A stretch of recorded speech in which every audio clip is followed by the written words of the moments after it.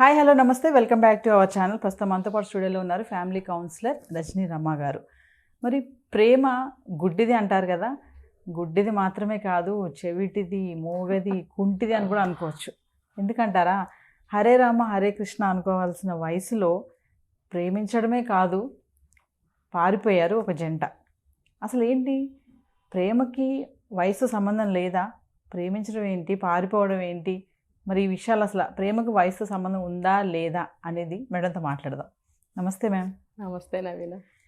Ma'am, మరి ఒక news అయితే మనం చూసాము.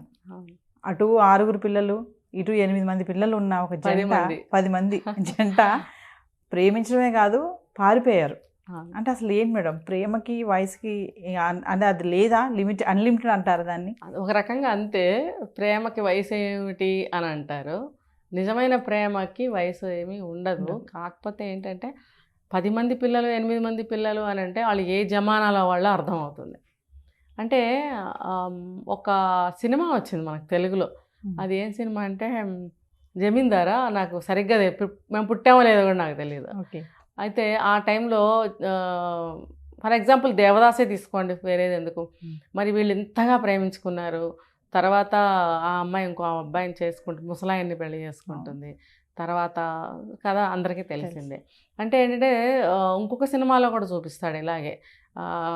ఒక పెళ్లి చేసుకోవాలనుకుని కుదరక వేరే వాళ్ళని చేసేసుకోవడం, చాలా సంవత్సరాల తర్వాత తిరిగి కలుసుకోవడం.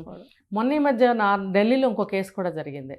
ఎప్పుడో ఒకప్పుడు ప్రేమించుకున్నారు, చాలా సంవత్సరాలు గడిచింది. ఈ లోపల పిల్లలు పుట్టారు, ఆ హస్బెండ్ చనిపోయాడు, ఇతను ఎదురయ్యాడు. సరే, ఇతనికి కూడా భార్య లేకుండా పోయింది. సో ఇద్దరం పెళ్లి చేసుకుందామని చేసుకున్నాం. అంటే కొన్ని పరిస్థితుల వల్ల కూడా అలా జరగచ్చు, తప్పు కూడా ఏమీ లేదు. ఇప్పుడు ఇద్దరు ఒంటరి జీవితాలకి ఆలంబన, ఒకళ్ళకొకళ్ళు ఇష్టం ఉంటే మరి వాళ్ళిద్దరు ఇష్టపడ్డారు కాబట్టి చేసుకున్నారు. సమాజం కూడా హర్షించింది, బంధువులు కూడా ఒప్పుకున్నారు. అయితే ఈ పర్టికులర్ కేసులో కూడా ఇలాంటి కథ ఏమన్నా ఉందా అనేది నాకు అనిపిస్తుంది. ఆ రోజుల్లో ఏమన్నా ఇష్టత ఉందా, ఉండి కుదరక వేరే పెళ్ళిళ్ళు చేసుకుని ఇంతమంది పిల్లల్ని కన్న తర్వాత తెలిసి తెలియకుండా, అంటే తెలియకుండా మళ్ళీ వాళ్ళ పిల్లలకి వీళ్ళ పిల్లలకి మ్యాచెస్ కుదిరి పెళ్ళి కుదిరిందా? పెళ్ళి అయితే అన్నా చెల్లెళ్ళు అయిపోతారు కదా.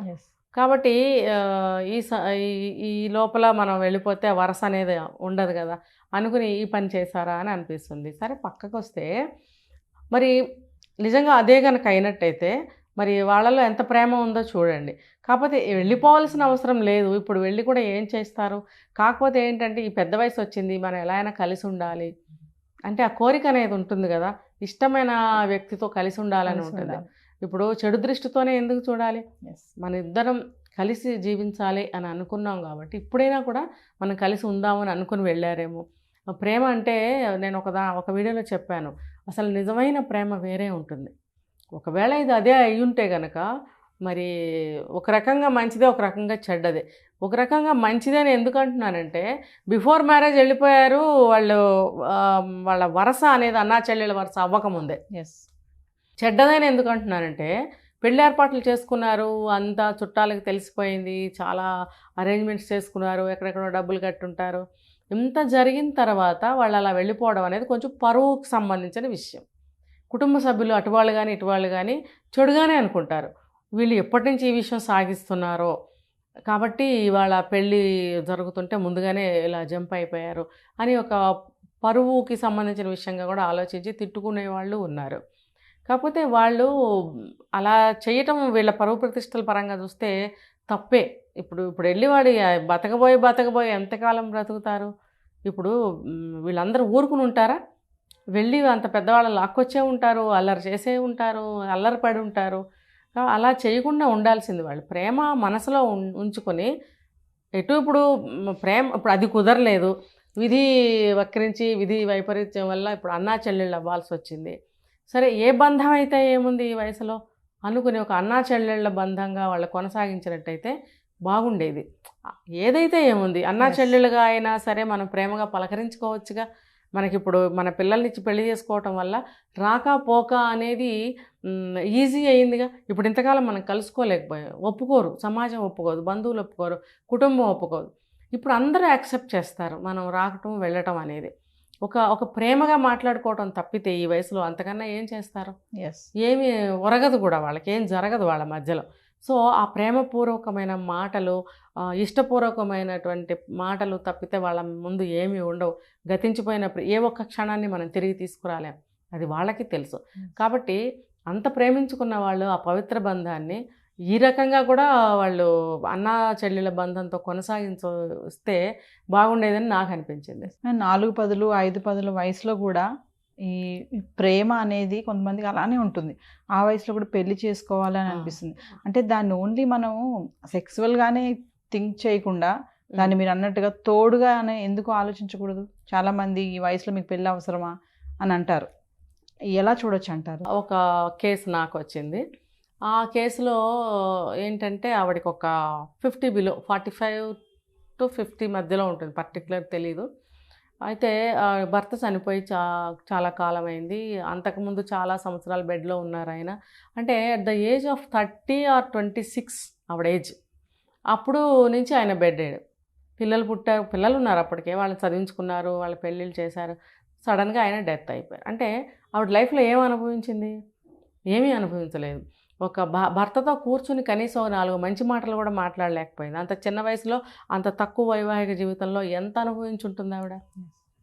సో అటువంటి వాళ్ళని తీసుకున్నట్టయితే కనుక ఇప్పుడు ఆవిడ ఫ్రీ అయ్యింది. ఫ్రీ అయినప్పుడు మళ్ళీ పెళ్లి చేసుకోవటంలో తప్పులేదని అందరూ అంటున్నారు కాబట్టి కోరికలు కూడా ఉంటాయి వాళ్ళకి. 45 ఇయర్స్ అనుకోండి ఫర్ ఎగ్జాంపుల్, పెద్ద వయసు ఏం కాదు. మరి ఆవిడకి ఆ ఏజ్లో పిల్లల్ని కూడా కనేవాళ్ళు కూడా ఉన్నారు ఇంకా. మరి ఆవిడకి చిన్న చిన్న కోరికలు రావటంలో తప్పు లేదు కదా, మరి ఆవిడ పెళ్లి చేసుకోవటంలో తప్పు లేదు కదా. అలాగే మగవాళ్ళ తరఫు నుంచి కూడా ఆలోచించినట్టయితే అలాంటి జీవితం ఉన్న మగవాళ్ళు ఉంటారు, ఆడతోడు లేక భార్య చనిపోయి పిల్లలు సరిగ్గా చూడక ఇంకొక పెళ్లి చేసుకుందాం అనుకున్న భర్తలు ఉంటారు. వాళ్ళ వయసు కూడా చిన్నదే అయి ఉండొచ్చు. అప్పుడు వాళ్ళలో కోరికలు ఉంటాయి కదా సహజంగా. మరి అలాంటి వాళ్ళు ఇలాంటి వాళ్ళని ఇష్టపడి ఇష్టంగానే చేసుకుంటారు పెళ్ళి. మరి మిగిలిన జీవితంతో ప్రేమగా, ఆప్యాయంగా, అనుబంధంగా జీవించిన వాళ్ళు కూడా ఉన్నారండి. ఎస్. సో ఓవరాల్గా మేడం ఈ ఇన్సిడెంట్ని బట్టి ఏం చెప్తారు మీరు? అంటే ప్రేమ మనం స్టార్టింగ్లో మాట్లాడుకున్నట్టు వయసుతో సంబంధం లేదు, అది ఓన్లీ సెక్షువల్గానే మనం ఎందుకు థింక్ చేయాలి, ఒక తోడులాగా దాన్ని తీసుకోవచ్చు కదా. అవును. ఓవరాల్గా ఏం చెప్తారు? పర్టికులర్గా ఏంటంటే ఒకవేళ మీరు అడిగారు కాబట్టి చెప్తున్నా.